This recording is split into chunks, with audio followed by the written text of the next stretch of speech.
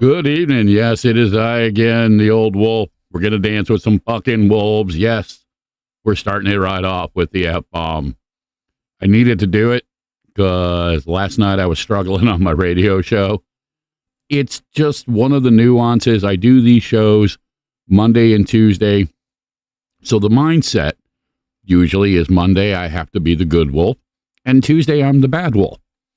But it really just isn't that simple because they are really shades, reflections of who I am. So the two of them are constantly trying to override each other. But hey, I'm going to get better at it. As always, the thoughts, views, expressions, opinions, the rantings are mine and mine alone, unless somebody cares to share them. And in that case, well, hey, they can be yours too. Take what you need, leave the rest behind. We're going to be talking a little bit, I guess you could say more adult stuff.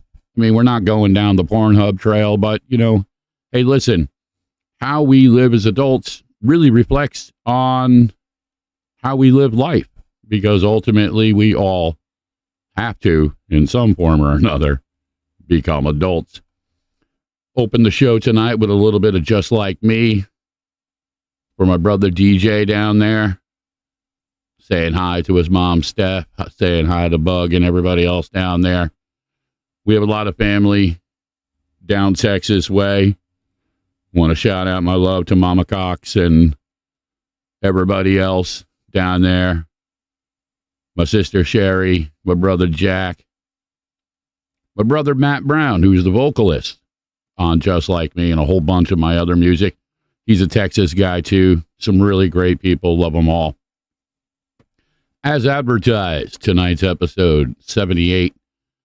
And it's hard to imagine I've done 78 of these fucking things. I've been doing this for over 2 years now. And don't get me wrong, I love it.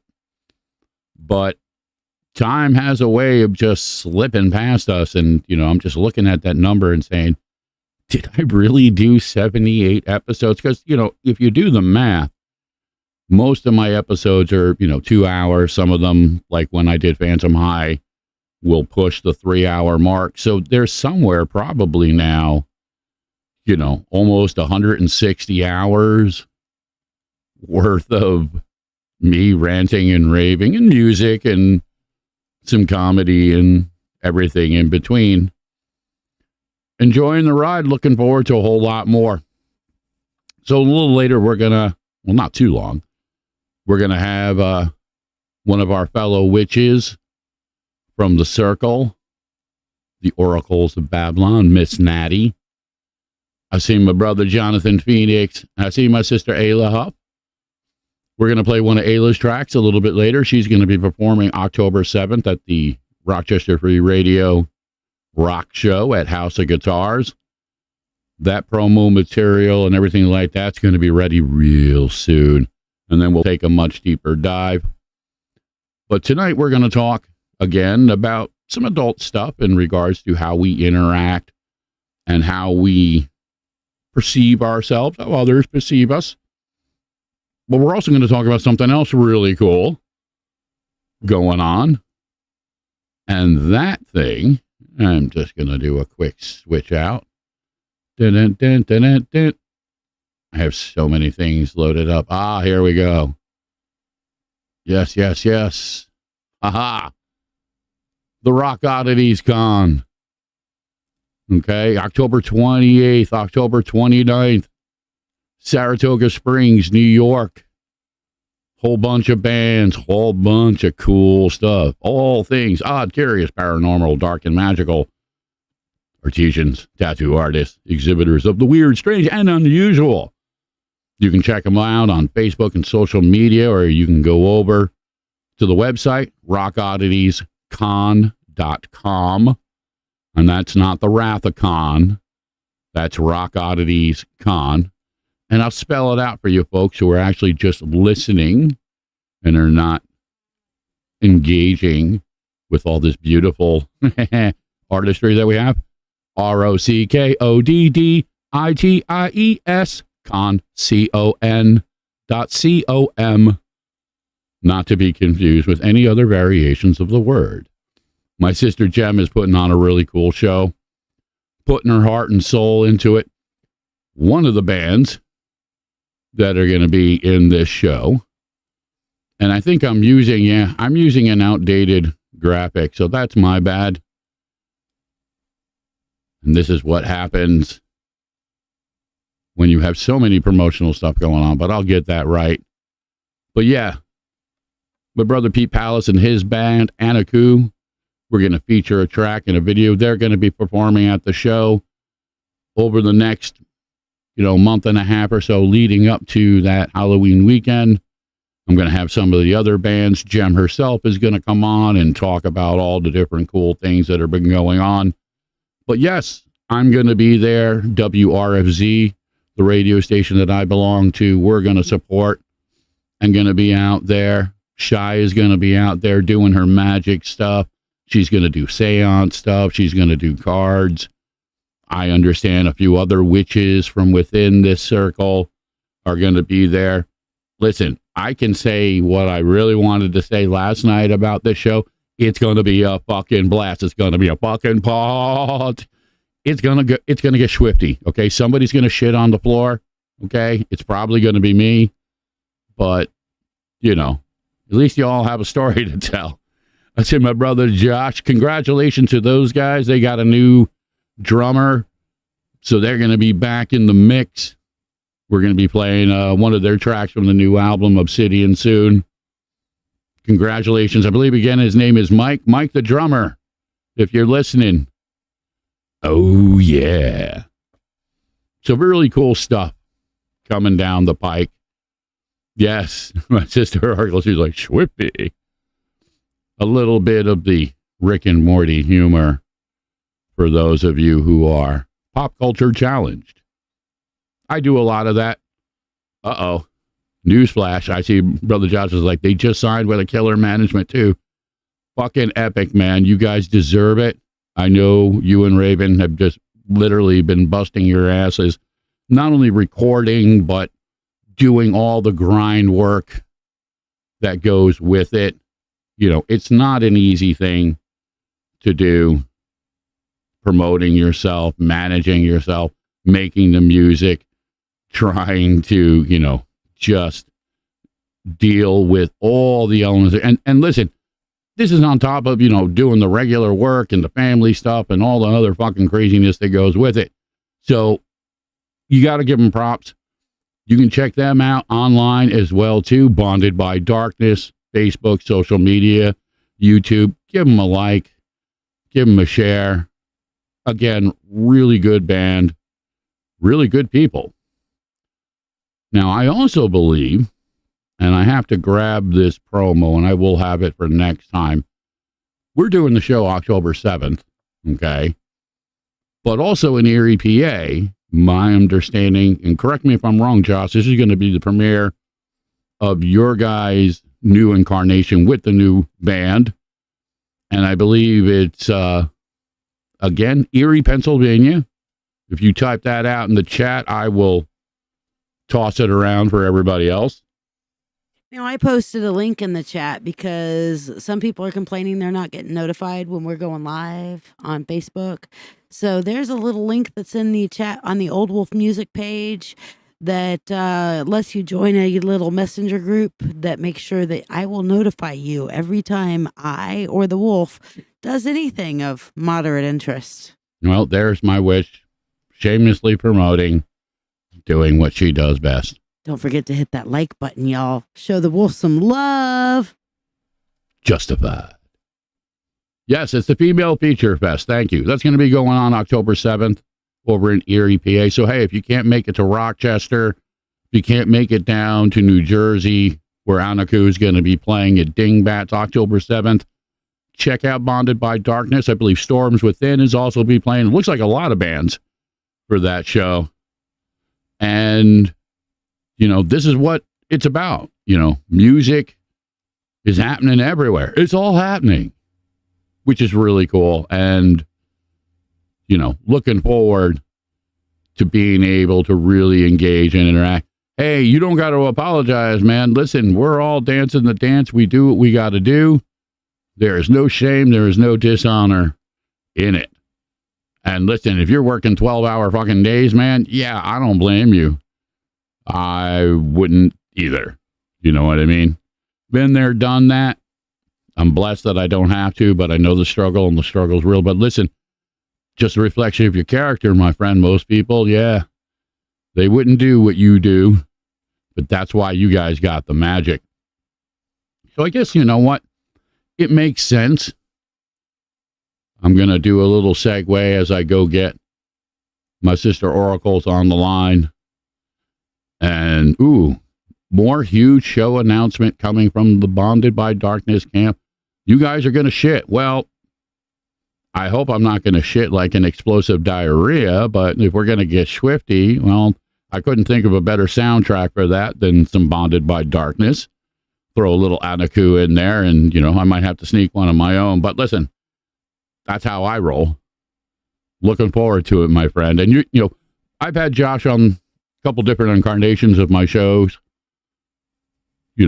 and he and I have become pretty good friends. We share a lot of not only the same influences and backgrounds and stuff, but we also kind of have that kind of, I guess you could say, that little bit of that off the grid mentality. We don't fuck around with certain things. I made a joke last night. Josh had really given some serious praise to his new drummer.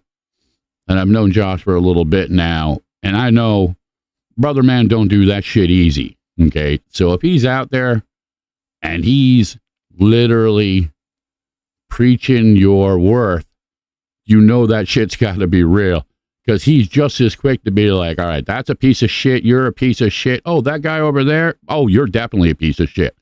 So if he's coming out talking about being the icing on the cake, you done fucking something right. Okay.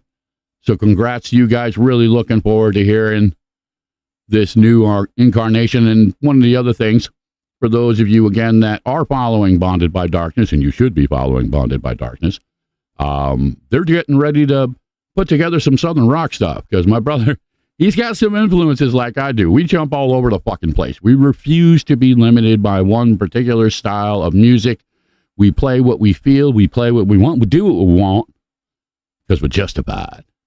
I see my sister, Ativia Fantagrossi, in the audience. She is part of our inner circle with WRFZ. She's an eclectic witch. She's a mom. She's a sister. She's a radio personality. She has a show Sundays on WRFZ, Rochester Free Radio. And she talks about elements within the community and within ourselves about mental health awareness, a lot of the stereotypes, and a lot of the, we'll call them traumas, that we experience along the way. It is one of those things that's not always easy to talk about. It really does reflect, unfortunately, as my little meme shot, it reflects the darkness that is around us. And many times that darkness is not actually us. It's darkness that has carried over from other people's bullshit into our lives that we still have to deal with. And as my sister Ativia, and then again, full credit goes to her, because we heard her the couple days ago Sunday, and this is her little new tag phrase, radical acceptance. It really is a powerful concept, but a simple concept. We have to deal with the things, good or bad, that come into our world. And sometimes it requires radical acceptance, because we don't like it. We don't want it. It's not fair. It's not pretty. It's not fun. But we don't have the choice. And sometimes that element is the hardest thing that we have to do. And that's why it's really important to have people around you, people who will support you, people who will listen, who will love, people who will accept and understand. And by the way, yesterday was Ativia's birthday, so y'all can give her a whole bunch of happy birthdays. Go look her up on Facebook, go hassle her. Be like, Ativia, tell me more about radical acceptance. Listen, she will. Okay? And she's got some cool stuff coming down the pike. Her and Mama Diane are getting into their magical crafting stuff. Really, really wild, really beautiful. And they're going to be out there with us October 7th over at the House of Guitars. Brother Josh is like, yeah, Mikey is the man, just leveled up. Keep leveling, man. That's what it's all about. So speaking of which, and again, I like when I do my social media posts on the show, I've been using the reference, tonight's soundtrack, because life does really reflect, to many degrees, our soundtrack. Sometimes it's actually happening in the moment, and sometimes it's going on in our fucking head. But music is magic, which is why my Monday night show is called The Music and Magic Show. No coincidence.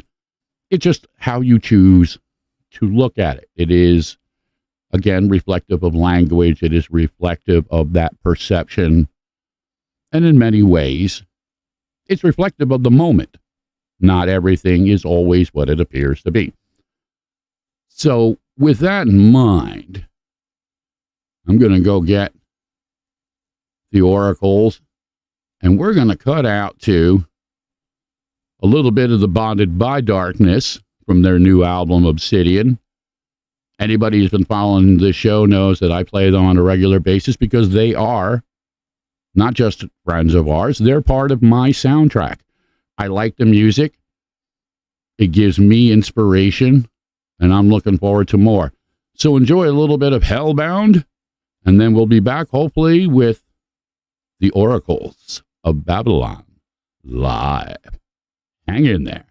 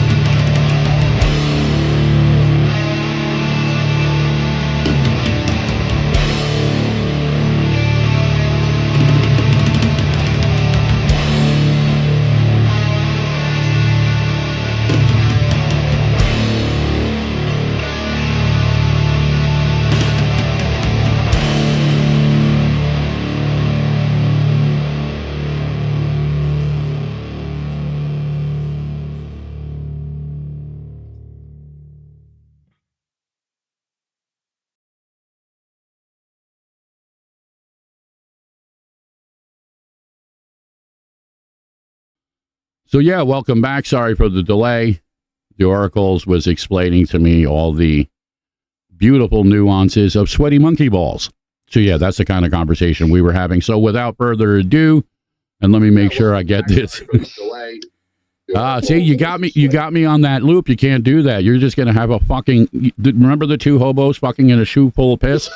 It's going to compound, and it's going to be like 38 hobos fucking in multiple shoes, and there's going to be piss everywhere. No, I was just checking things. I've got things muted now, so we're good. We're not on a delay, so whatever you say is actually going out to everybody in the fucking world. I get it. I got it. Yeah. So tell us, say hello. We have you up on the screen for those of you at home who are actually watching. I picked the one of you with the shades because I do the shades thing a lot too, because my eyes are where my magic is focused. So I know you do the same thing. Sometimes you don't want people to be able to see what's actually going on. I'll agree with that. I'm kind of a goblin, is what I usually tell people. I'm prone to chronic migraines, so aside from the fact that my front windows have no shades on them because they're completely full of plants, most of my house has just kind of ambient lighting and kind of more like a cave. Yeah, listen, you're preaching to a wolf here. Shia will tell you, yeah, I'm all about the cave. I also struggle with the migraines. I have flash burns on both eyes for performing over the years from having lights just, right in front of your face when you're on stage. So I'm literally night blind. I can't even drive anymore because at night, and Shia will tell you, literally a car will come at us from a particular angle, and then I'll have like 2 or 3 minutes of just literal darkness. It blows my eyes out. It triggers the migraine. And I'm fucking flying blind, which is really not good for me or anybody else on the road in the minute. So, yeah, just one of the things I can't do anymore is drive at night. And I'm turning into such a homebody, I barely even go out anymore. Like, I'm even sitting here like, oh man, I gotta go get milk and toilet paper tomorrow. Yeah, we can get we can get by. We're just going to get swifty and shit on the floor, right? No, it's like, okay, looking at the roll of toilet paper going, okay, how many hours do I have left on this? Well, how many more shits can I take? Or, as women, we have to use a lot more toilet paper than guys do. So you're going to make it a point tonight to hit me with all the types of things that I never thought I would have to fucking think about. That's your revenge upon me for bringing you out here. Okay, well, I can understand why the bidet got so popular. That's where I'm going to leave it. But I mean, come on, let's just.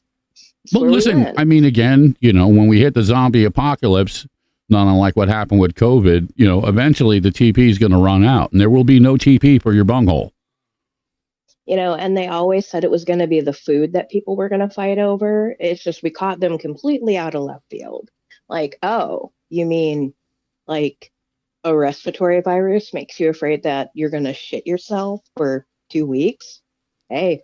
Well, listen, I think life in general just makes people kind of shit themselves. Some of the things that are going on, you turn on the TV and you're like, did I actually just fucking see that?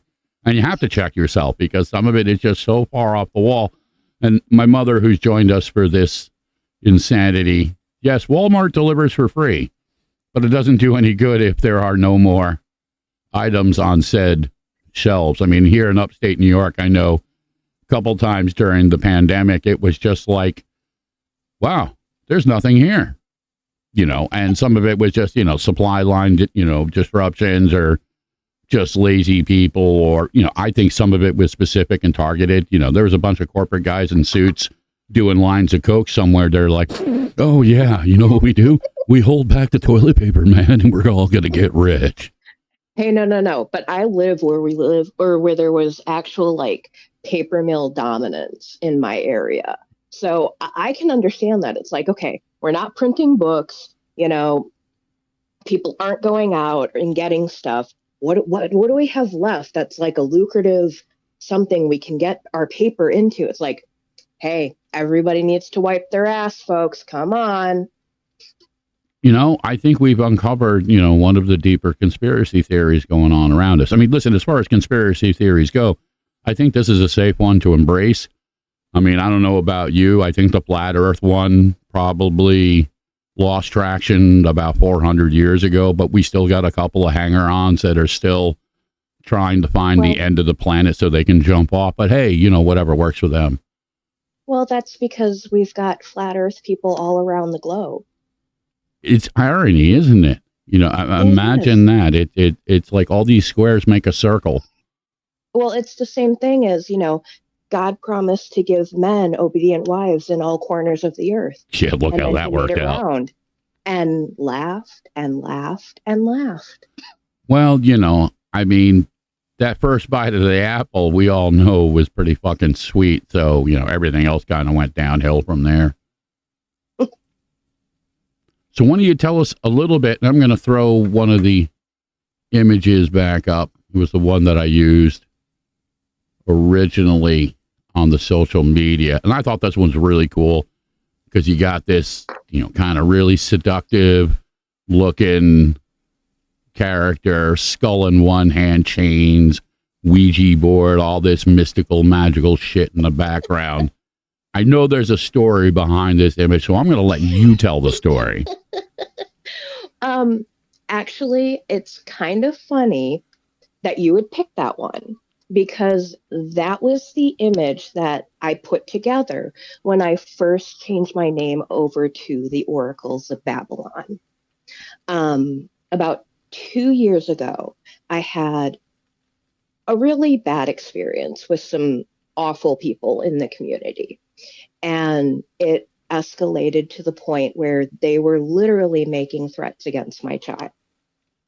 I have really great friends in the community that backed me up. They helped me report those accounts, get them shut down, like big time, we made sure that they were being reported probably by hundreds of different people for what they were doing.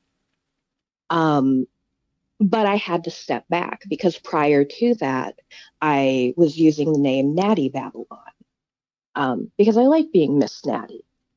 I'm always single, I'm not a dating type. So it just has always kind of fit. And I'm like 5 feet tall. So, little Miss Natty, that's just who I am. But when I first came back after that, I wanted something that kind of, in the writing community, when we identify different voices that we speak with, we call them muses, technically. But I didn't want to be just another muses account. I wanted something that kind of conveyed that older, wiser woman figure. Yeah, but still sexy as hell, too. I mean, you look at that picture and, I mean, don't get me wrong, it's not, it's not two hobos fucking in a shoe full of piss, but it does. Well, there's two of something in that. Well, there, the chains and the, the Ouija and the look, it's that kind of, I'm going to rip your heart out and eat it in front of you, but you're going to enjoy every moment kind of look. And I do like that. I am like that. It's, I can tell you everything you want to hear, but it's really not going to matter for most people. We attract them with the funny and we attract them with the sexy. And then we kind of subverse in there. And before they realize, we're slipping them life messages and, affirmations. And then they're sexy and laughing again. And, so they're still interested. And then, oh, hey, did you ever think of yourself in this light?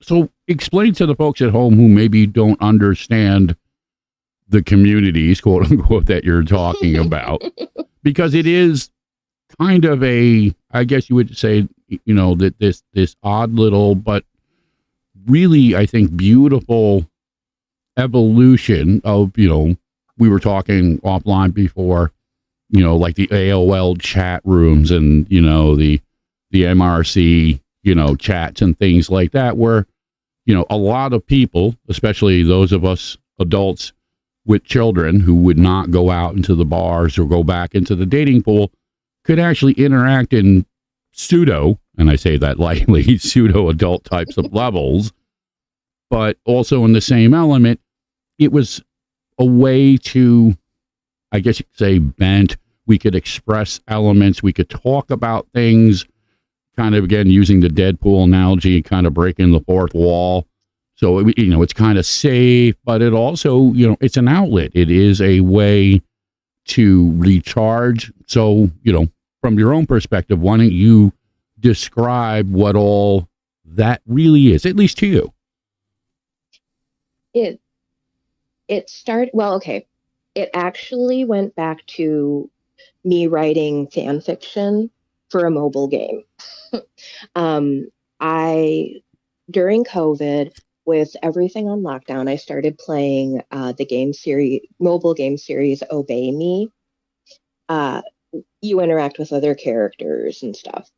So I started posting fan fiction, and then I got invited into more of the interactive and role play situations, which is, like you say, breaking the fourth wall, because you can have, original character accounts. You have accounts where they face as different characters from anime, games, different shows. It kind of depends on what you're looking for, but a lot of different fandoms will have, canon character accounts.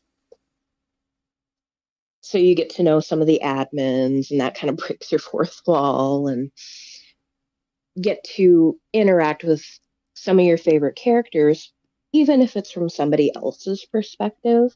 It's still kind of fun to have those special relationships one-on-one with the characters that you always fantasize about. So it's kind of like a more, I guess you could say, advanced version of, comic books, a stage production, but without the stage and the lights. It is, I guess, in its purest form, storytelling, because that's really what role playing is. You're just engaging in the story from a different perspective. Yes. More immersive kind of story engagement. And it depends too on what you're looking for, what levels you're looking for. I mean, I have people that will send full page written out pieces. I have people where, maybe it's just a few lines back and forth and back and forth. But it's really cool still to interact with different people on all those levels. Because I know one of the things you have talked with me about, and I know you've talked with Shai about, it also creates an atmosphere where, indirectly you can explore real life elements within the safety of a imaginary character, a fan service character, again, whatever, the context may be. So, it isn't, because I've heard people, and I've heard it come up before. It's just like, oh, it's like those 900 phone sex lines. I'm like, no, man, this is not like, the heavy breathing, lick my butt kind of.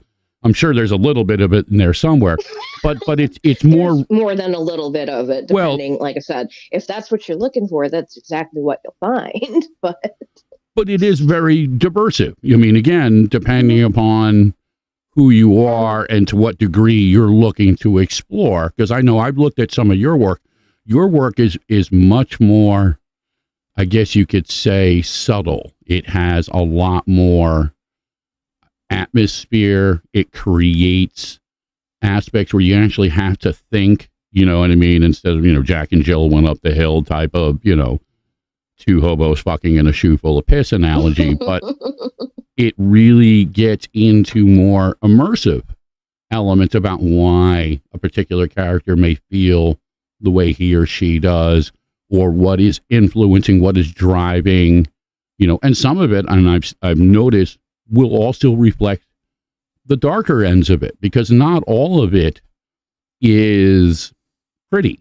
You know what I mean? Sometimes those dark elements are the things we have to deal with. And if you don't have a place to deal with them, you know what I mean? They they go bad, they rot, they tend to poison the water supply, any number of, again, analogies you want to throw out of there.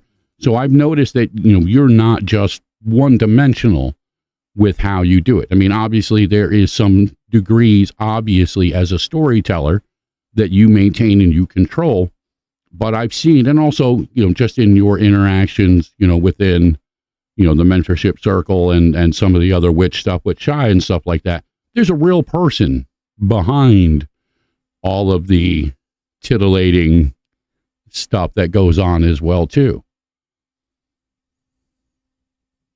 I have definitely always agreed. And even when I first started getting into like the really deep writing, I told my mom it was weird and it felt uncomfortable to kind of open up that part of me, because I do feel that art imitates life. Really are no clear cut bounds. Sometimes I want to tell my girlfriend, girl, get up, leave him. And then there's that part of me that goes, oh yeah, because that's really feasible. It's like, there are no clear-cut answers. There's always more than one thing that's contributing to what's going on, or, where we're at with a particular situation.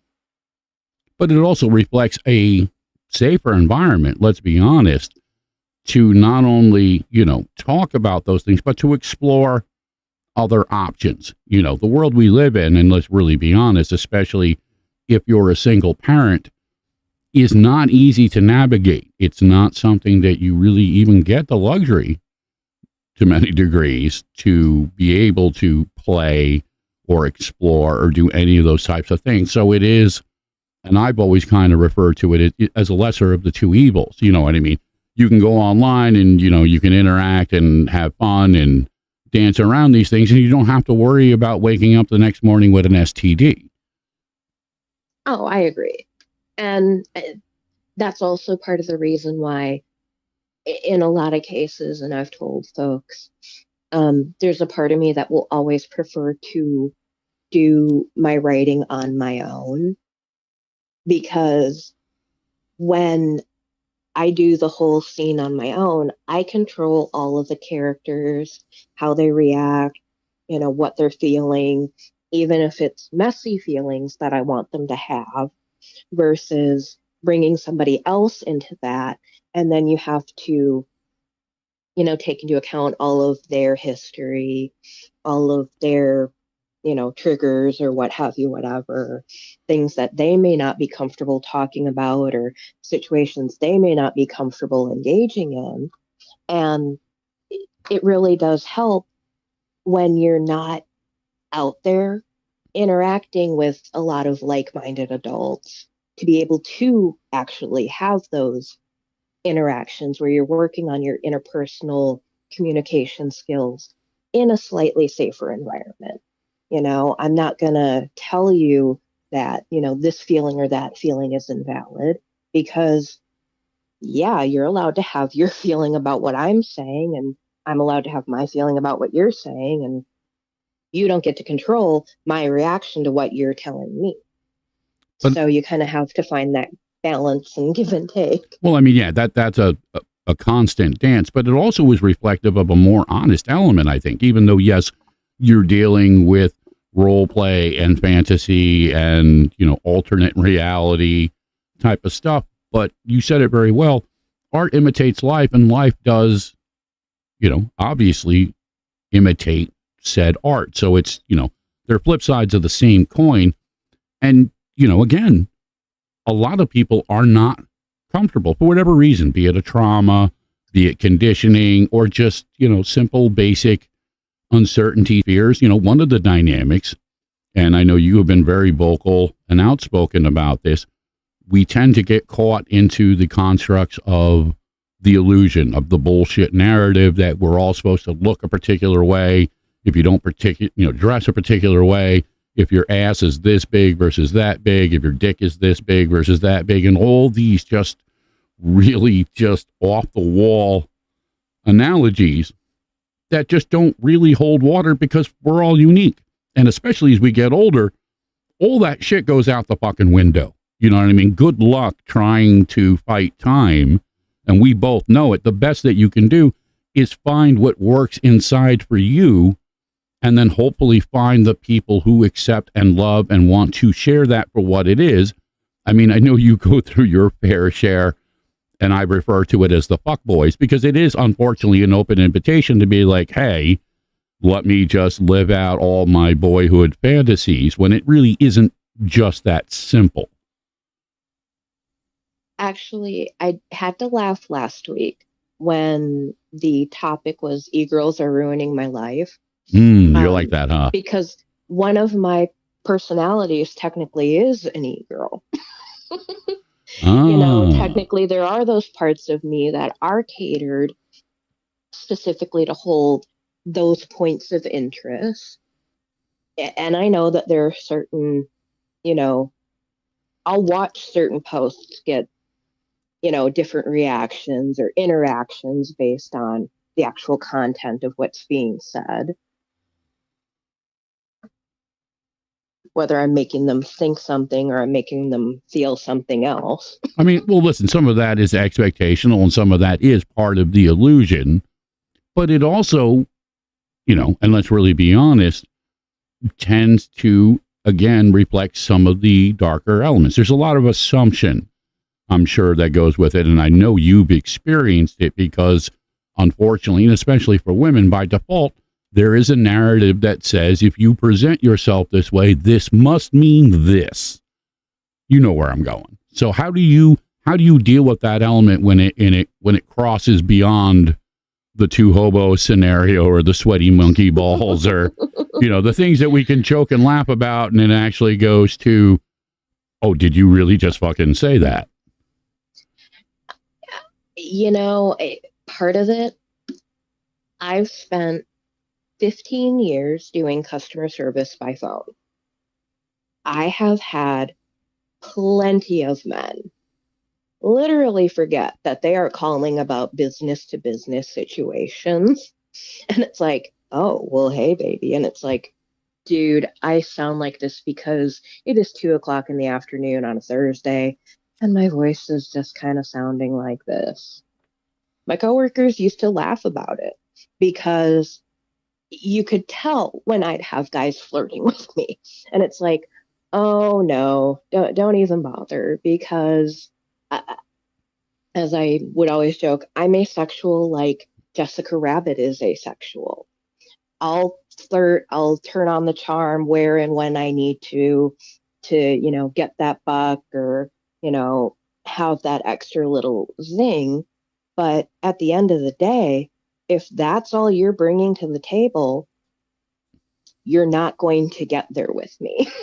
Well, yeah, it's just going to be a knock on the door, and it's going to be like, yeah, no, not today, not interested, and you obviously move on. But I'm sure, again, depending upon, as you mentioned, the type of content in the moment, it's obviously going to attract different types of things. And you had mentioned that you had gone through something at one point where obviously that had created something else that you and others in the community had to kind of bond around and be like, all right, no, we have to shut this fucking down. Because, I mean, let's be honest, regardless of any analogy, you know, when you start bringing people's kids into the mix, or it starts becoming, you know, violent or off the wall type of stuff, that's where the fun and games ends. And it's like, okay, we're back in fucking reality now. You obviously forgot that I'll kick your fucking ass. And it's odd because the internet really, again, is that double-edged sword where people just think they can say and do and act however the fuck they want, and there's no consequences for it. With that one, it actually had to do with a group of foreigners that we were role playing with, who started asking for money. Of course, you know, there's always a reason, and I get that, and I did help out at one point. I'm not going to lie and say I didn't, but I set certain parameters in place when I did. And I could immediately tell once that trust had been broken. When I refused to send more money, was when I was made out to be, this horrible person. And, I started being bullied and pushed out of this group. And it's probably about 2 weeks I let him get away with it before I ended up posting a very long, detailed post about how can you spot extortionism? Well, listen, narcissists, like that. I mean, narcissists come in all shapes and sizes, all types of flavors and stuff.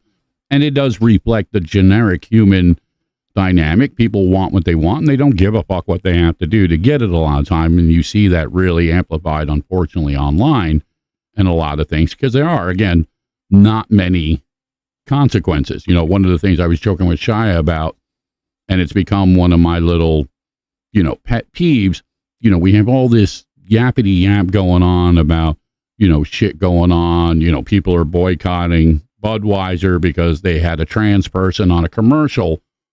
But, you can go on Facebook Live at any given point in the day and there's literal porn going on. You know what I mean? Literal fucking going on that, again, any 4-year-old child could just click the button and be like, hey, mommy, what's going, and it's absolutely fucking insane that we'll focus on these things here while this other shit is going on in broad daylight. And you and I both know it really isn't reflective of the truth. It is just that convoluted, somebody's attitude, somebody's narcissism, somebody's trauma, somebody's whatever, just carrying over like a fart in an elevator. Now everybody else has got to smell it. It's unfortunate. And what's even worse is in the role play community, we'll send up watches, and you've probably seen me tagged in a few of these, because there are people that cross those lines. It's like, we may not always, I'm not going to say, that there are, I'm trying to think of how I want to say this. Well, you just cut to the chase. There That's a beautiful thing. Taboos. Yes. Like, we've had to shut down, minors trying to interact with adults. We've had to shut down pages where these are adults who are representing in their role play as badly underage. Like, we're talking under the age of 12, 13. Yeah, it's one of the things that has come up in the online communities, unfortunately, again, where a lot of those predatory elements have found, a nice dark place to kind of hide in the shadows and kind of reinvent themselves as something else.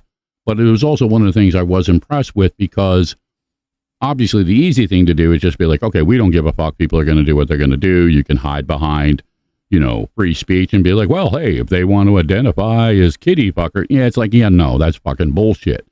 But also, too, it's harder to identify it because you really, not only do you have to read between the lines, you actually have to pay attention to what the fuck is going on. Yes.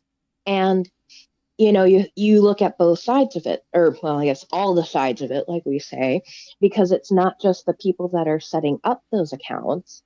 It's the people that are looking for these accounts. They're commenting on these posts and these photos. And it's like, really?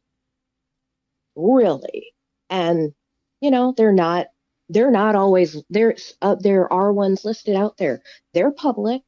They're not trying to hide it. And then they do sit there and say, oh, it's just role play, this and that. And it's like, okay, where are we going to put that line then? When you're putting a childlike AI into a robot body, when do you say that this is crossing the line? Well, it's absolutely, because all it really is it's smoke and mirrors, really, because you're putting it out there and you're trying to normalize it. You're trying to make it somehow acceptable. It's like saying, oh, well, listen, don't pay attention to this. Look at over here. And it's a distraction. You know what I mean? It really is a tactical, I think, choice to try and, again, force the narrative where it doesn't belong. And I don't believe, again, and I'll be the first one to admit, yeah, as, progressive as I'd like to pretend that I am, there are certain boundaries, and I agree, you don't fuck around with. Like, as soon as somebody brings a donkey to the party, guess what? The party's fucking over. Okay, because we're not going there, at least not on my watch. And the same analogy if you're talking about children. And I have an even little higher standard because I think, again, and I know you appreciate this, especially with the way things are now, children are forced in many ways to dance within adult elements way too quickly. And it's damaging, and it compounds, and it leads to other elements, not only of dysfunction, but it sets the stage for worse. So we have this kind of repeating cycle that feeds off of itself. And some of us, we have to step up. We have to call it out. Doesn't mean that we can't be adults. Doesn't mean that we can't have fun. But it has to be, again, within, as my brother Ed says, the teeny context. We have to look at what the details are and then draw those lines and say, hey, no, this is not acceptable. And then, somehow reinforce that with the other things to hopefully counteract it. And I've had similar conversation to that with a few of my similar aged writers, being in that kind of like 35 to 40-year-old group. A lot of us get into, writing and role playing and online interacting much too soon. We want that peek behind the veil. And there's that certain point of, it's that child curiosity. It's like finding the Playboy magazine in your dad's sock drawer and then running off with it and like, oh, look at this. Oh, believe me, there's that point where I'm like, oh my God, I do not want my child to see some of the art that I create. I really am happy he has no interest in reading the things that I put up on my long writing. But still, we as adults have to have that diligence to, say, this is not something you want to look at now. And we have to be open with them about that and just say, I know it sounds like I'm, picking on you or it's, this or that. It's not because I don't trust you to understand that, but because finding out things like this at this early of an age, it's going to stick with you. And it's things that you're not going to realize until you're in your late 20s, until you're in your 30s. And you're looking back and going, if only I had X, if only I had Y, if only I had realized that, this behavior is not right. Well, you need certain tools because again, I know for you and we've had the conversation as a parent, you're trying to create elements of understanding, respect, what I mean? As a woman and as a mother, you have to be the one to set that tempo to say, hey, listen, there are again, two sides of this coin. You need to go into it with the understanding of how things like consensual, you know what I mean, or boundaries, or, the aspects of respect versus the illusion. And, I've talked about this before, and I believe that it's important to keep talking about it. So much of our culture creates this illusion. You look at OnlyFans, you look at Pornhub, you look at sexuality overall, and most of it is an illusion. It's not real. It's just for show. But when that becomes imprinted, and especially for young men, then they start looking at women in that narrative, which is, again, incredibly destructive and incredibly dangerous.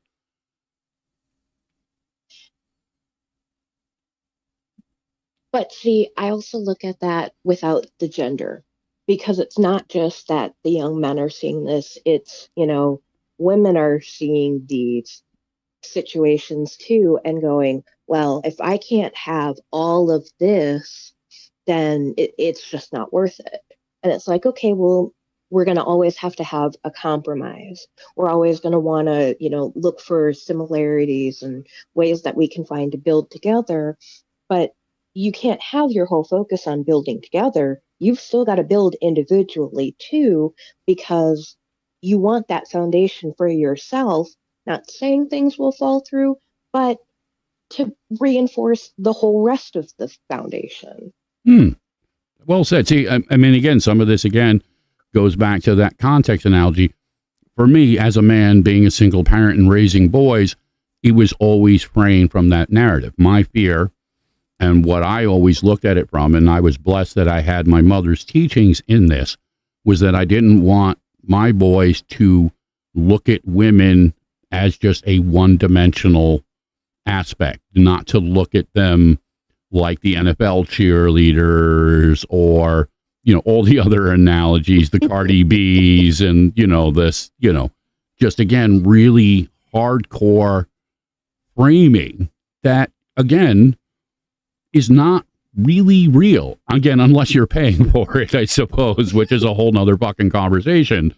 But it's a double-edged sword, because without those tools, like you said, without that understanding, the rest of it doesn't make sense. You're still dancing with the Wizard of Oz. You think everything is black and white until it clicks over into color, and then you realize you're not in fucking Kansas anymore.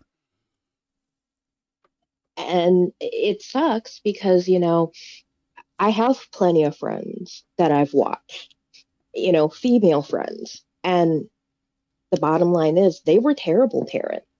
It didn't matter if there was a man involved or not. You know, they made choices that were dangerous or harmful to their kids. And they may not have been held at the same level of scrutiny as if the parent present was a man. You know, I know a few single fathers, just as many, you know, as well as I know single mothers. And I've seen both sides. I've seen my single fathers struggle because, you know, go try finding a men's room with a changing table, you know, go submit for certain services as a man. Oh, yeah, I went through that. The first time I sat in on a PTA meeting, I felt like a little worm on a big fucking hook. I was just like, really? I thought this was going to be talking about our kids, and it wasn't. And, you know, some of this, again, is just the learning curve. You know, I mean, not everything plays out the same way. You know, some of it is cultural. You know what I mean? I've been in a lot of different places in the country, and I've noticed certain elements of things, depending on where you are, obviously translate differently. And, you know, you go outside the box and you go to other countries, and it's something completely different. You know, you go to Europe, you go out to the French Riviera, and there's butt cracks everywhere on the beach. Whereas, you know, you go down to Coney Island, you know, if you even flash a nipple, the cops are going to come for you and they're going to lock your ass up because they don't play that way over there. So, you know, a lot of this, again, unfortunately gets lost in translation, but those narratives eventually, they intersect, they crisscross, because, you know, you can only isolate yourself for so long to certain degrees. Eventually you have to, you know, you mentioned you do customer service, so you have to deal with human personality in all its myriad forms. And I have to imagine that's probably a lot of really good writing material. I don't know. I mean, when anybody at work brings up the crotch, it's usually a very unpleasant conversation. Um, Whereas, you know, when it's kind of my free writing and that comes up, it's usually in a much different context. Well, I think that's a good place to cut to a track, because, I mean, that one you really have to kind of ponder, you know, and I mean, you know, we're going to call that the crotch variable now. Let people make out of it what there is. So we're going to cut. Well, no, real quick, what it is, you know, women have like the thigh thing, and then with guys, it's always the crotch of the pants. So. Well, I was someplace else, but thank you for correcting that for me. Nice.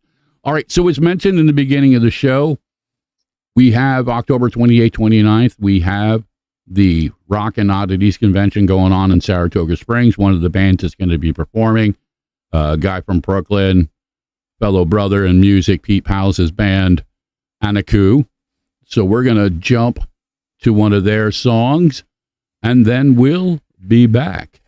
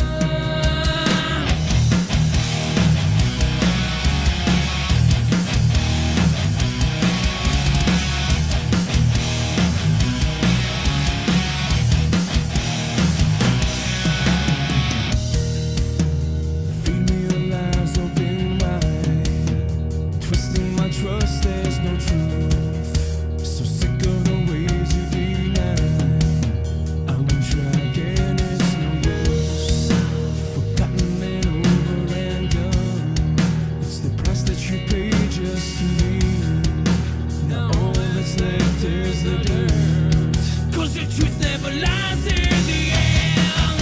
I hate you with all that I love. I love you with all that I hate. Is it weakness that makes us hold on to all the things we'd rather erase? I hate you with all that I love. I love you with all that I hate. The feelings I once felt are gone. These feelings I've gone to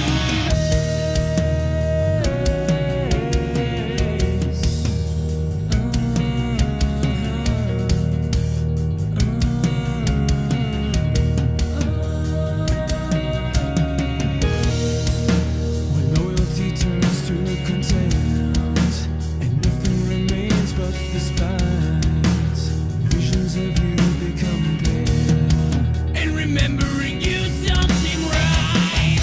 I hate you with all that I love. I love you with all that I hate. Is it weakness that makes us hold on to all the things we'd rather erase? I hate you with all that I love. I love you with all that I hate. The feelings I once felt are gone. These feelings I've gone to erase. Erase those memories. Erase the you and me. Kill them all away. Erase them.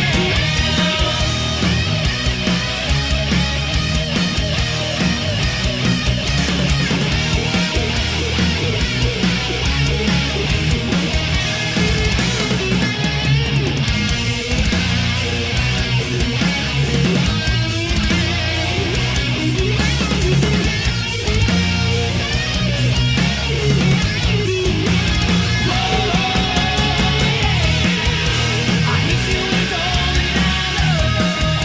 I love you with all that I hate. It's weakness that makes us hold on to all the things we'd rather erase.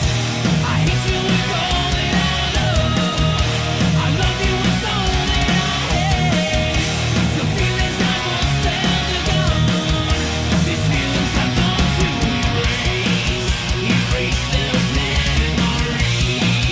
Erase the you and me. Kill them all away. Erase them.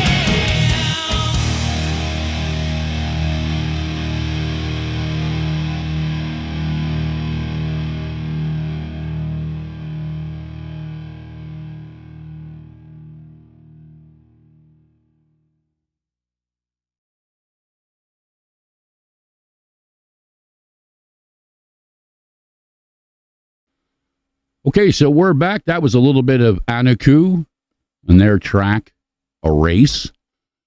And as mentioned, they are going to be playing at the Rock and Oddities Con 2023, October 28th, 29th, Saratoga Springs, New York.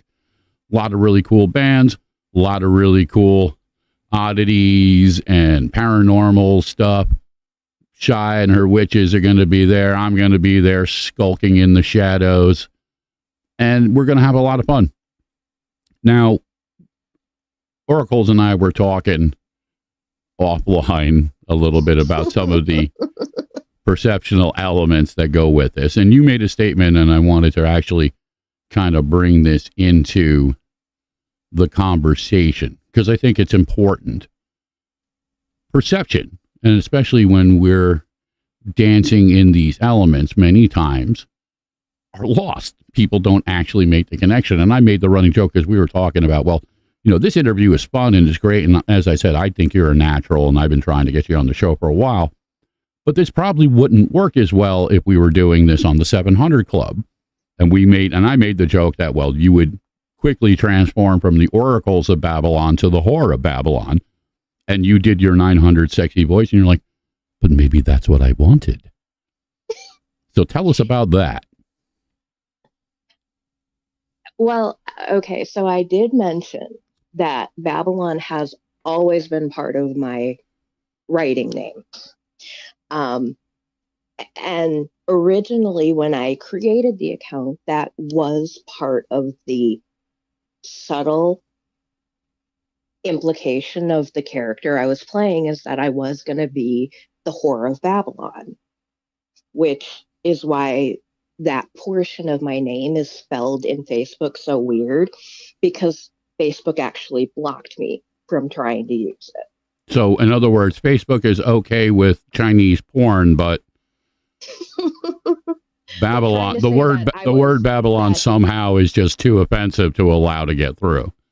Yep, they're like, oh no, that cannot be part of your name. You cannot use that as your name. Okay, I got to say, Mark, if you're out there listening, you need to train your people fucking better. Stop using fucking computer AI to sift through this stuff. It's really getting ridiculous. Okay, we love Meta, Facebook, whatever you want to fucking call it, but listen, please don't follow Elon down the fucking rabbit trail. All right, just fucking get it right. Get rid of the porn. Okay, actually get some people who know how to fucking read and stop it, because I've seen it. I've seen people put pictures up that were completely harmless. I mean, absolutely harmless. And Facebook's like, no, you must go to jail. And it's just like, what the fuck? Even now, we're talking about this stuff. I have so many fucks in my show, and not once has my show even been blinked at. But I have friends, like I had a friend that posted one of those Hunter Biden memes, and it was just basically Hunter Biden floating with balloons. It wasn't nudity. It was just a picture of him floating with some balloons, like the Chris Christie meme. And they shot it down. And people are losing their minds over the most ridiculous shit while all this other horror goes on in broad daylight. But please continue. I'm done with my Facebook rant. No, you're fine, because it goes back to what we were talking about way at the beginning when we talked about, you're more offended by someone who's not dressing based on what you think their gender should allow them to dress as. Like, it's part of that perception. It's part of, just that extra little bit, who I wanted to be and, what I was choosing to write about had more to do with, kind of unmasking those ugly traits and doing it with such a sexy manner that, yeah, I am kind of a whore, but if you fuck around with me, you're probably not going to like what happens, because I'm a demon at heart and I will eat your soul. Yeah, my mother just made a comment that's actually very, very, very relevant. And she says, parenting before the internet could be very isolating for anyone who didn't fit into quote unquote society. And I think that is actually a very true statement. A lot of this stuff was born out of necessity for a lot of folks who just were not comfortable dancing in some of the more nastier circles of reality. So they created an alternate reality that was safer, where things like sexuality could be explored without anybody obviously getting hurt, but also without having to really dance with some of the other side effects that we both know come with adult interaction. Yes. Well, you could have said no. I mean, adult to adult interaction these days is hard, because, I don't know what, particular value system this person is coming into this interaction with, or, what their top concerns are. And even when you're talking parent to parent, it's like, okay, well, this parent wants to make sure that, their child has this checklist ready for, college applications.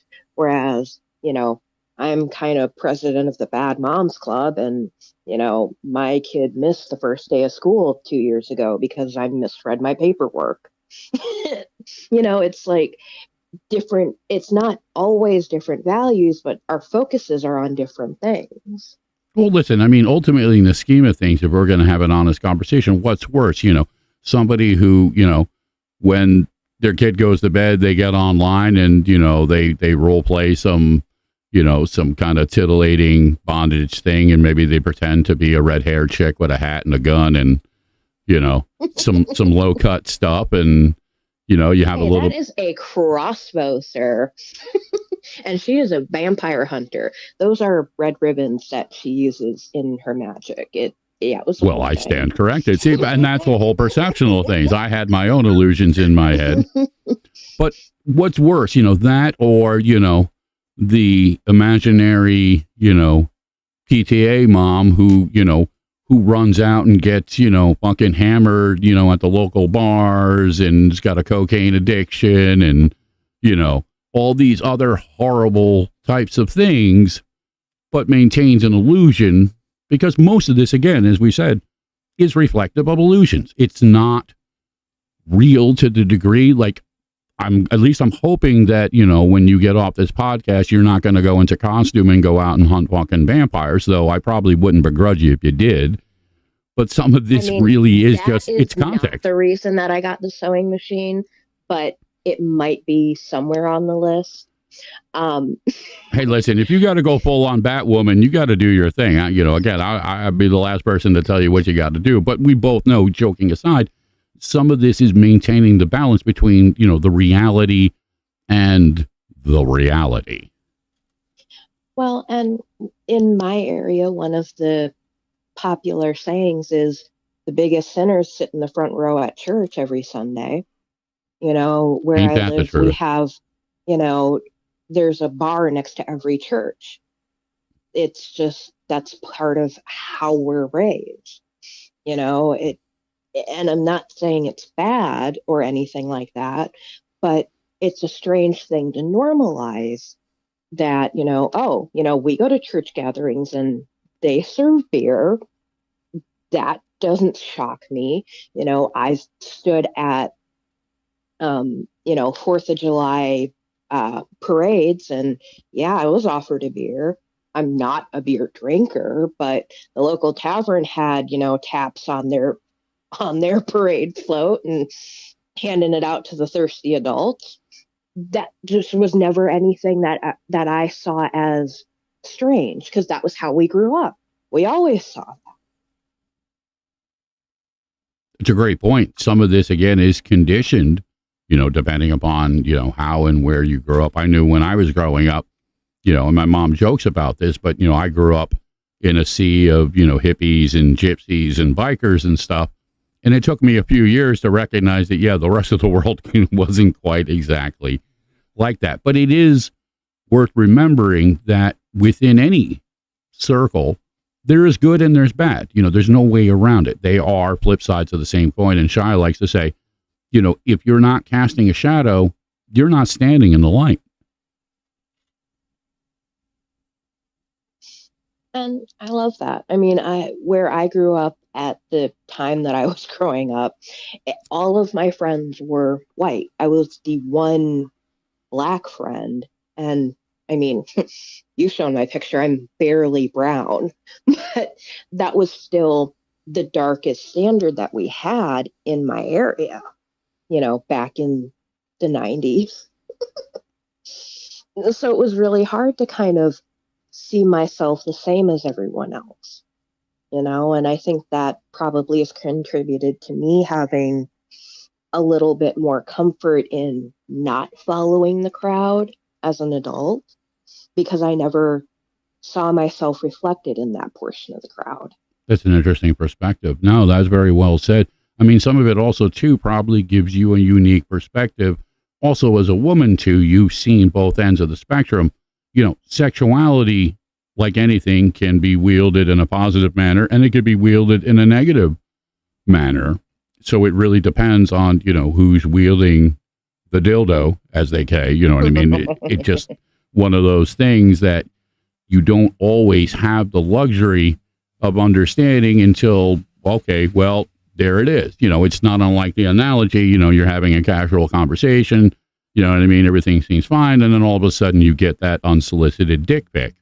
And it's just like, okay, well, this escalated, and now you have to kind of deal with it for what it is. And I'm sure, again, especially within the sexual nature of some of this, it does invite we'll just say some strange characters along the way.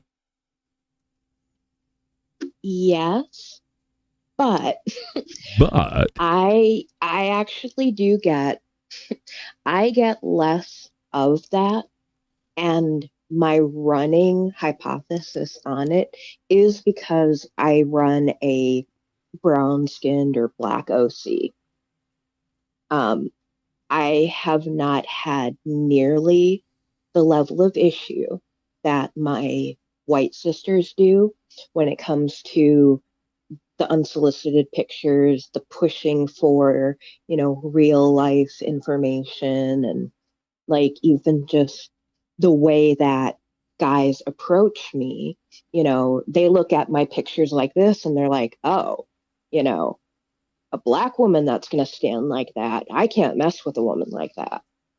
interesting. I've It I've doesn't, never heard that perspective before.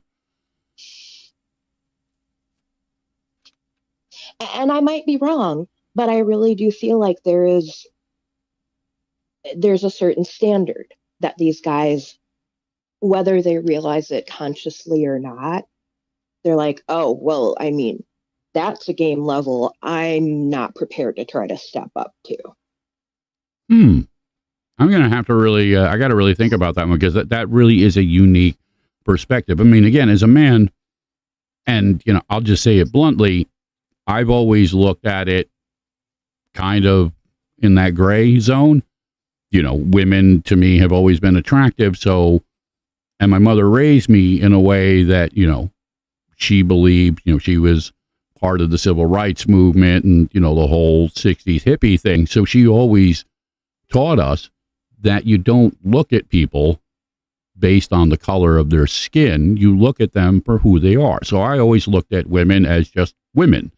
You were an attractive woman or you weren't. You know what I mean? It didn't matter if you were black, red, yellow, green, gray.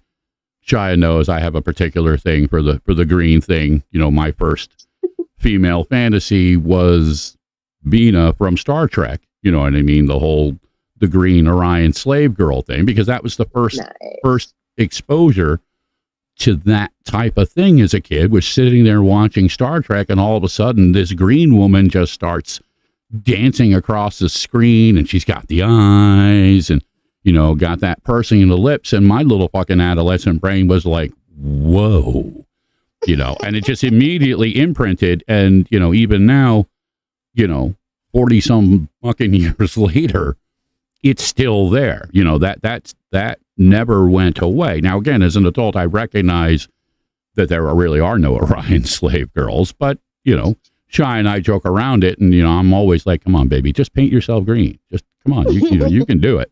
And she would, you know what I mean? That's the beautiful thing about our relationship. But it is also reflective, again, like we talked about, of what we're exposed to.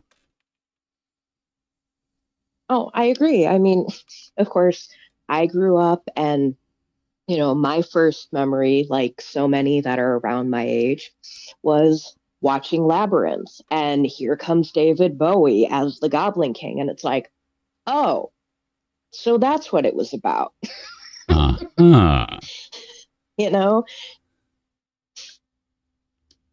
But also David, really also reflected those cross elements, no pun intended, because, obviously he danced on both ends of the spectrum. And I think that that's one of the narratives that has kind of gone sideways, is that if we're going to talk about honesty, if we're going to talk about freedom, who people choose to love or relate to, or how to express their sexuality, really is a personal thing. It's nobody else's fucking business unless they're trying to fuck you.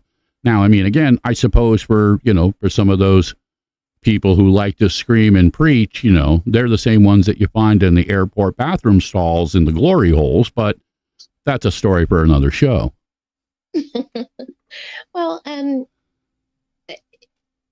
what is it? Religion is a dick. You're allowed to have or an asshole. You're allowed to have yours. I'm allowed to have mine. I really don't want to see or hear about yours. I really don't want to show you or talk about mine, type of thing. And I sure as shit don't want to smell it. That's for sure. God damn. Right? If you're going to drop it on the floor, I'm walking in the other direction. Nice. All right. So listen, we're going to cut to another track. We're going to leave people there to ponder what we'll now call the butthole paradox. Chew on that one for a few, or not. I don't know. Depends if you're into eating ass or not. Yeah, we're going to go there because I can. And I'm sure there's a couple of people are getting triggered. Like, did he really just endorse eating other people's asses? Yeah, I did. No. What we're going to say about that is eating ass rates up with pineapple on pizza. It's not for everybody, but apparently the people who are into that always think they're better than everybody else. Interesting. All right. So we're going to cut to a track from a friend of ours. She'll be performing October 7th over here at the House of Guitars for the Rochester Free Radio Show, October 7th. She was hanging out with us over the weekend at our friend Ed and Diane's kind of Leo party, birthday party extravaganza. Really gifted musician. This is one of her tracks under the label of Me, Myself, and I, called Let Go, and then we'll be back.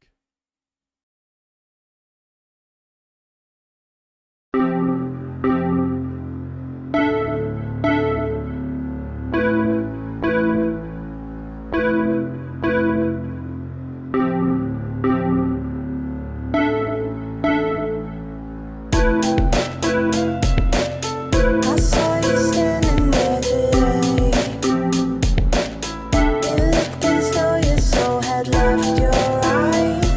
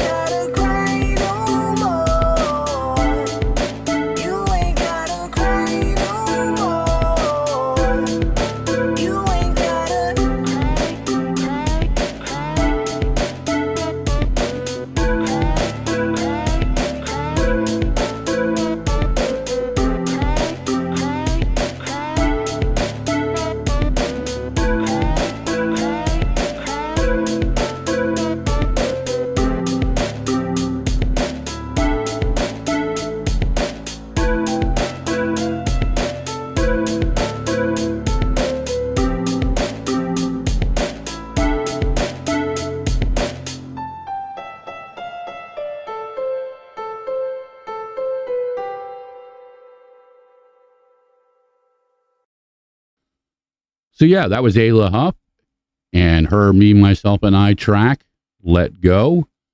Check her out on Facebook, YouTube, social media, all those groovy places. Give her a like, give her a share.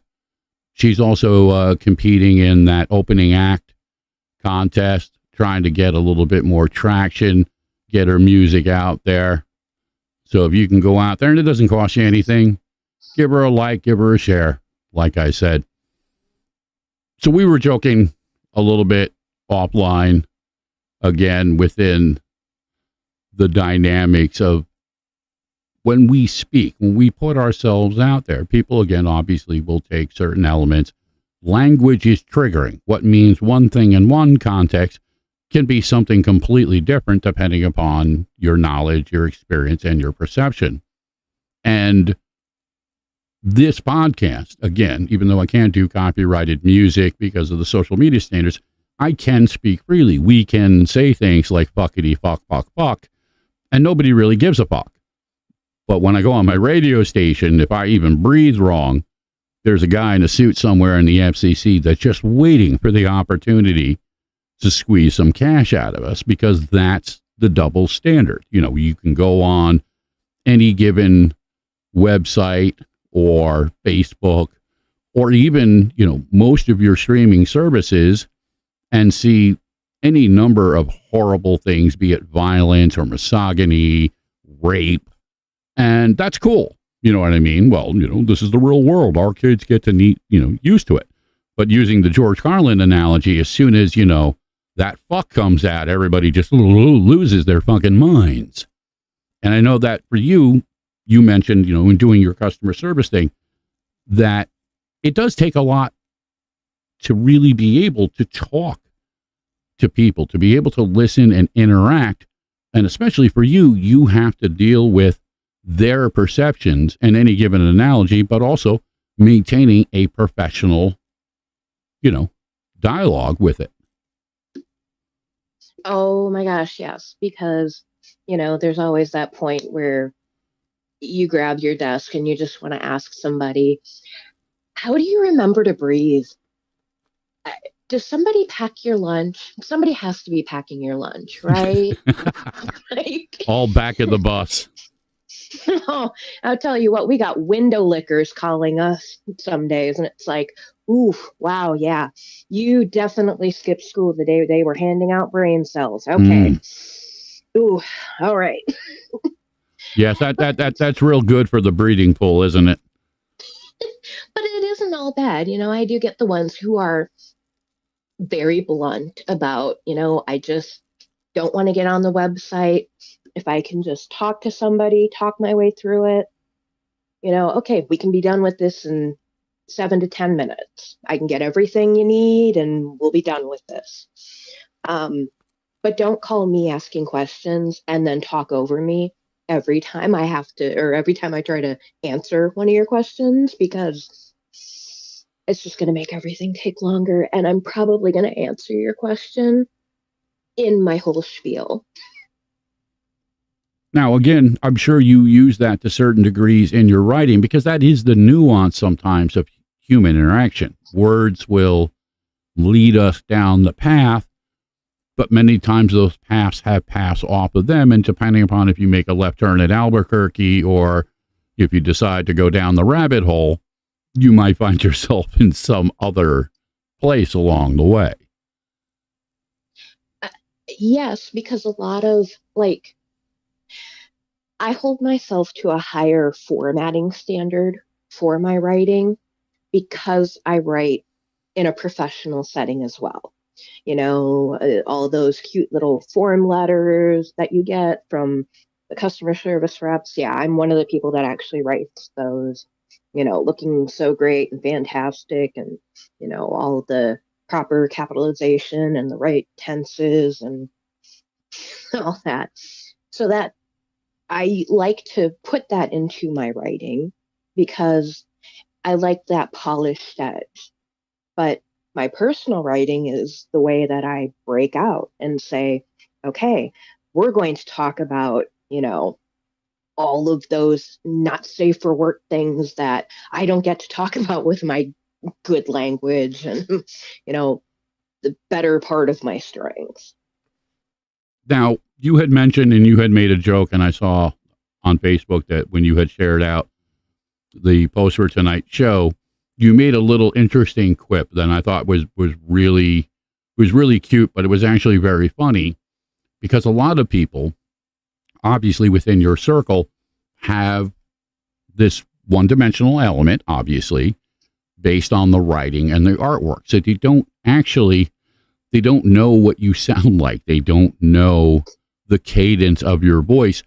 And as I said to you offline, you have a very powerful voice, and obviously you can use said voice to convey the very same things. And I know that there was a loaded element in it when you were putting it out there. So what do you want to say to all the fanboys that you haven't been able to say? You know what I mean? Tell them where they can find you, and tell them what they might find when they find you. Wow. I don't even know what to say about that. I mean, well, this is the part where you advertise or plug. Hey, you know, I mean, if you got an OnlyFans site, you can be like, hey, come over here to my OnlyFans site, or, you know, whatever the fuck it is. You know, I've thought about that, but no. I'm just so me. Sometimes I like to be that, 1-900 oracles, the late night one that you're looking for, because I'll get back to you, baby. I'm here for you. Anytime you need just that extra little boost in your step. And, some days you're going to get that really annoying girl that, you sat next to in high school, and she always had an extra question at the end of class that made your class go just a little bit longer. I don't always have control over which voice you're going to get when I reply. Now, do you get a lot of people that want to take it beyond the constructs, obviously, of what you do? Yes and no. I mean, I do get the ones that hope for more. They'd love to see more. I set up a TikTok and I'm like, I could do stuff. I don't know. And then the only viable suggestion that my friend and I could come up with was for me to do erotic sounding compliments or degrading remarks. See, now, there's an interesting one. People are actually into the degrading element, which to me is absolutely unfathomable. But to some degrees, I guess it is reflective of those darker elements that a lot of people really do want to explore. Yes, and degrading or empowering. You can turn on the voice and go, have you eaten today? Why don't you go get some water? I'm so proud of you. And that's why I have the whole fan base that likes to call me mommy, because they get that vibe from me. And then there's the other side. All right. All of them sides.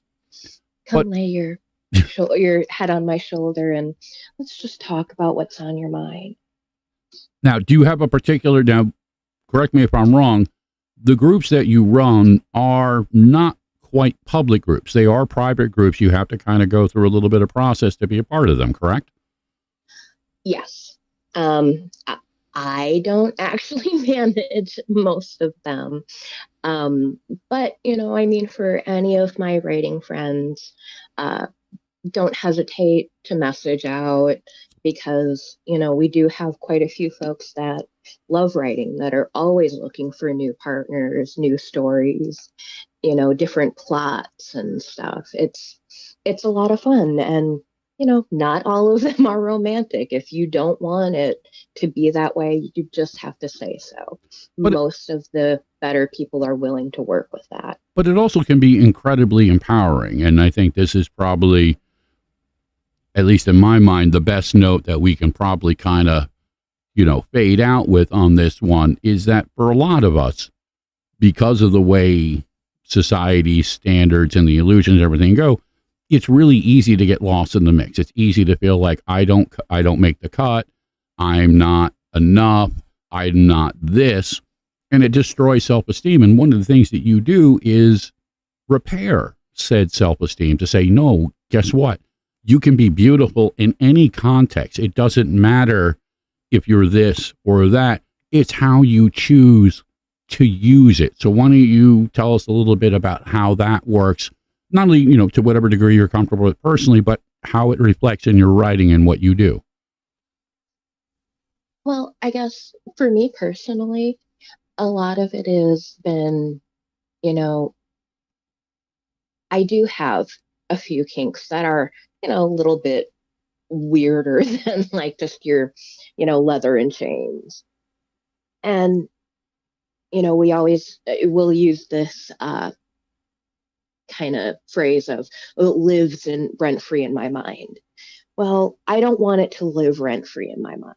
I want it to come out, because the more I pull out from, my own interests, my own, if, how do I wish that this would play out, and that's even with one of the fan pieces I'm doing. It's based on a controversial, okay.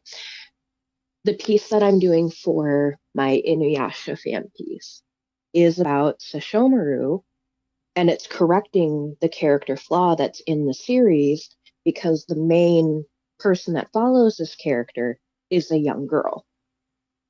So what I've done through mine, because I actually like the character base, I've written her out of the story and replaced her and different things with my own character. And, that's one of those things, with where we were talking about different lines.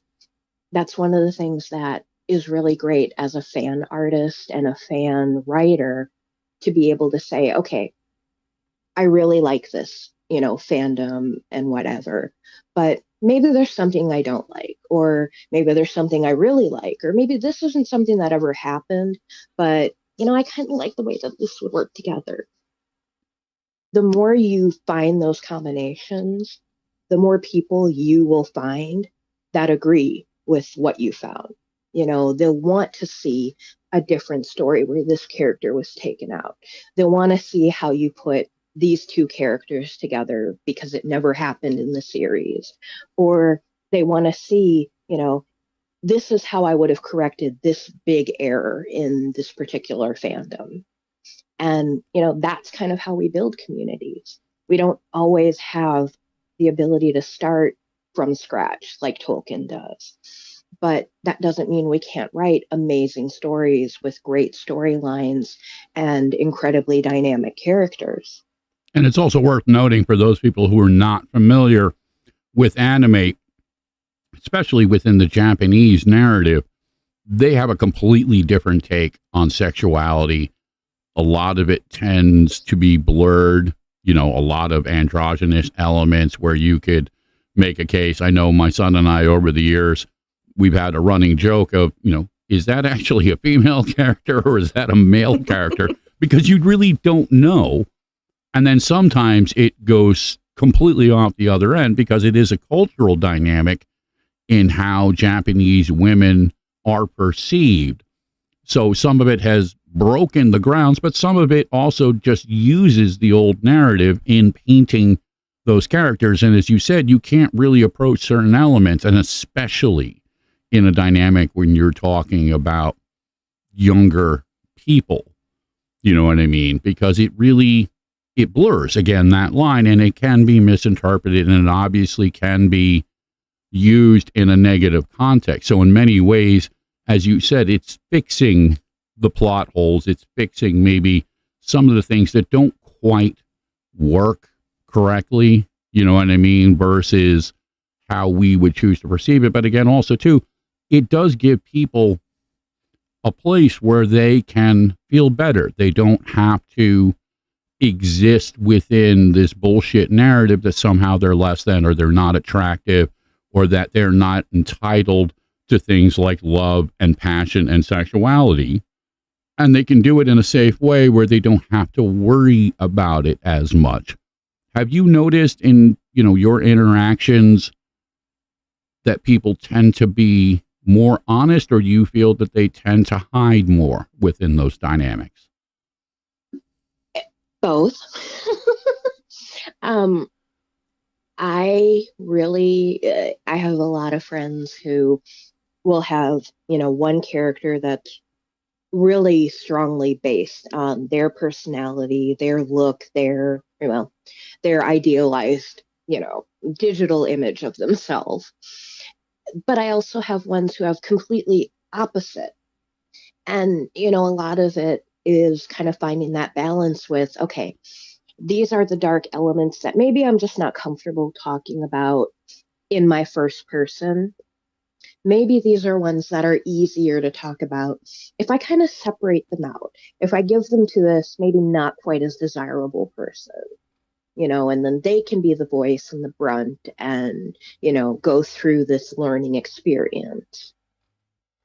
Do you also find in your interactions that you are, not only just obviously a writer and, reflecting certain elements of sexuality, but I have to imagine sometimes you're like a bartender or a psychologist, you're actually dancing people through their traumas and their misperceptions and kind of, taking them by the hand and saying, no, come walk over here with me and we're going to go explore this so you don't have to be afraid or be alone.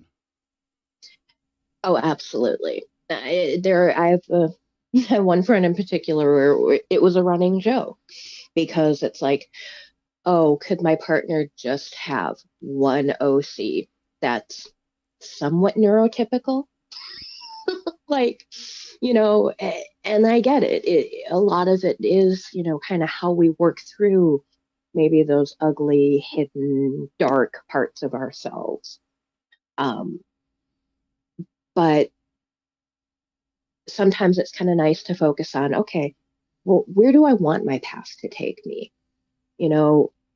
Okay, maybe right now kind of sucks because, and, I deal with a lot of kids, I say kids, 20-year-olds, guys that are about 20 to 25. Let's just call them what they are. They're fuck boys. Okay. I mean, you don't have, they're not. you don't have to beat around the proverbial bush. Like, but they're in college and it's like, try not to focus on, each of the individual assignments. Keep your eyes on the end goal. Okay, yeah, there's whether you're rising up or falling down, it's the same number of steps. It's just you don't realize it when you're taking the steps down. You have to pay attention and say, I want to take these steps up. Interesting. I like the way you put that. All right. So the final question I got to throw to you, and I saved the curveball for the last. Share with us, if you will, the weirdest and or most off the wall, memorable sideways segment in your experiences with this. What caught you off guard the most or made the most impact in the sea of strange stories within this? Ooh, wow.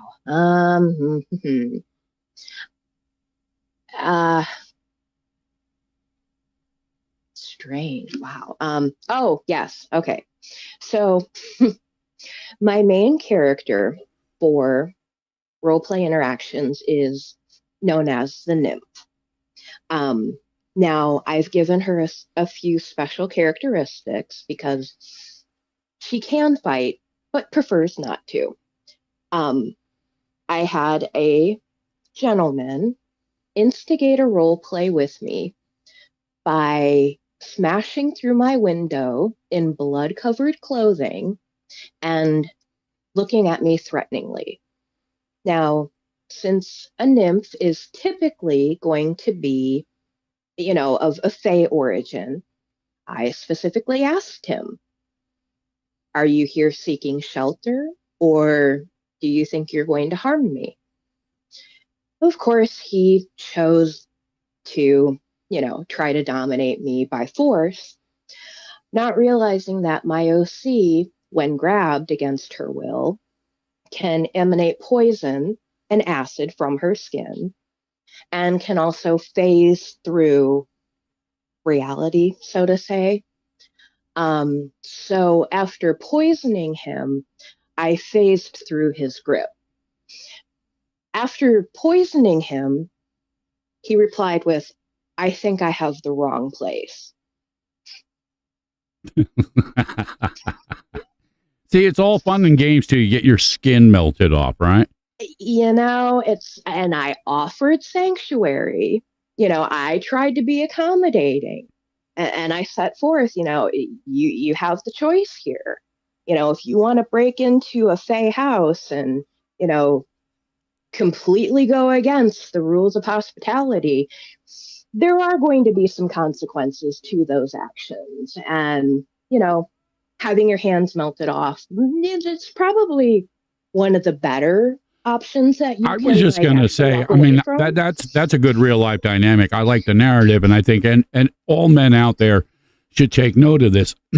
If you crash through a woman's window uninvited, don't be surprised if she's going to take shit into her own hands, and, you might find yourself not only changing your religion, but you might identify with a new pronoun when it's all said and done.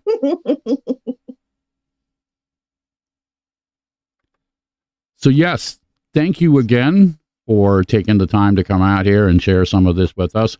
Again, you have an incredible speaking voice. I definitely think you should take a look into that. I know you had mentioned again that you've looked at the whole radio type of thing, and I think you'd be really good at it. I think it would actually be a really cool dynamic to maybe overlay with some of the stuff you're doing, something, plant a little seed in your head. And really appreciate, I know Shia speaks very highly of you. You've become very interactive within the Witches Circle and all of that. And I'm really glad that we kind of came together, because I believe in the analogy, the more that we can expand our circles, the more we can expand our knowledge, our experiences, our perceptions, the stronger we become. And a lot of these things really don't get discussed. They kind of just hide in the shadows. And, if you're into it, you'll go looking for it. But most people will run the fuck away because it doesn't make sense to them. It's weird. It's whatever. But it does reflect real life, how we interact, how we relate, and then obviously, how we see ourselves in the end. Well, and a lot of it, it's like finding out that the monster under your bed was really just your stuffed animals and your dirty clothes. Sometimes it's scary to look under that veil and see what's really under there. But that doesn't mean that, hey, maybe you're going to find, that old book that you've been looking for. There can be value in addressing those things that we try to hide, that we try to brush under the rug, because there's a lot more of us dealing with it than they want us to believe. And there's more of us than there are of them. Oh, you know it. Absolutely. My sister, the Oracles, thank you so much, Miss Natty. Really been a pleasure. We're going to close tonight out with one of the bands that I've been going to on a regular basis. I had Peril out here about a month or so ago. Her band, Phantom High, right across the lake here in Toronto, speaks to a lot of these dynamics, not only the misconceptions of sexuality and identity, but also how we process it and how we can fight back against the bullshit. We can express ourselves. We can love each other, and we can learn to find the common elements. But also it is reflective of the darkness. It is reflective of some of the uglier things. And ultimately, how we deal with them is just as important as how we deal with the stuff that's easy, the stuff that's pretty, or, the monster under the bed who's just going to reach up and give us a hand job. You know what I mean? That's not a bad ending to a story, but not all monsters are inclined that way. So, you kind of got to look at it from both ends of the spectrum. We'll be back next Tuesday with some more interesting stuff. You can find the Oracles online. You can check her out, Facebook, or you can catch up with Shy and the rest of her witches and explore some of their darker magics and stuff. It's a lot of fun, and there's a lot to be gained from it. It just really requires a little bit of an open mind. So again, thank you, my sister.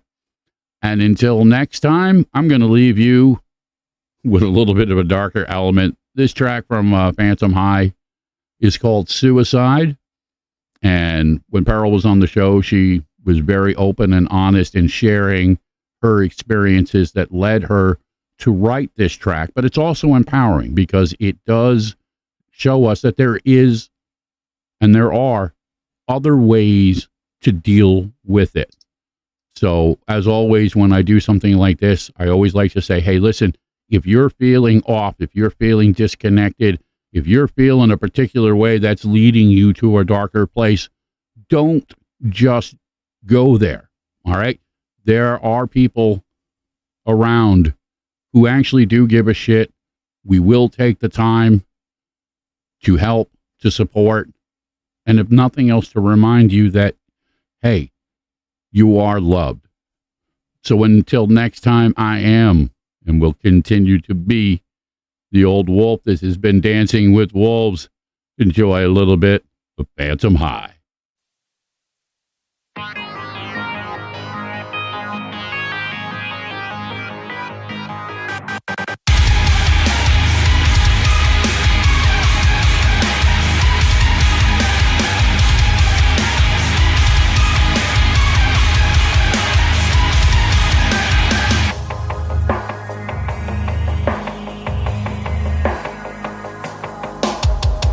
I'm so over it all. My hands, my heart are gone. They'll break you still. Just like they did before. I'm oversaturated. Losing all the joy in my life. My broken heart's a hard There ain't nothing but a hole in me. I'm feeling it pouring inside. Everyone is like a train wreck piling up at night. I dream of suicide. Everybody is controlling me. All the happiness left in mine is the fallout of a breakdown, littered with the ashes of everything that once was mine.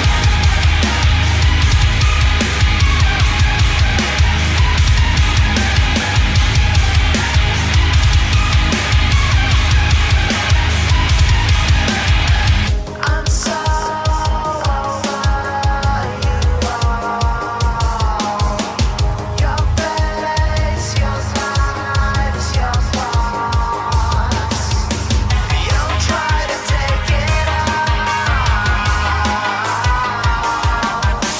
just like you did before.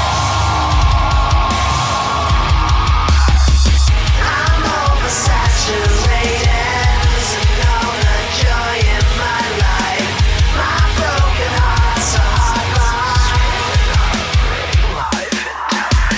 There ain't nothing but a hole in me.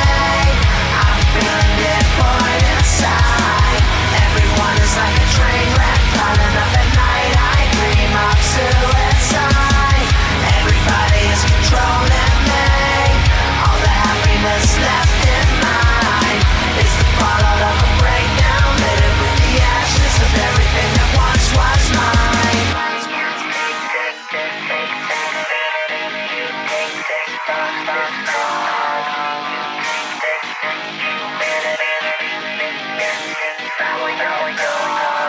You take this insanity. You take this force, this cause. Relinquish humanity. Minions devour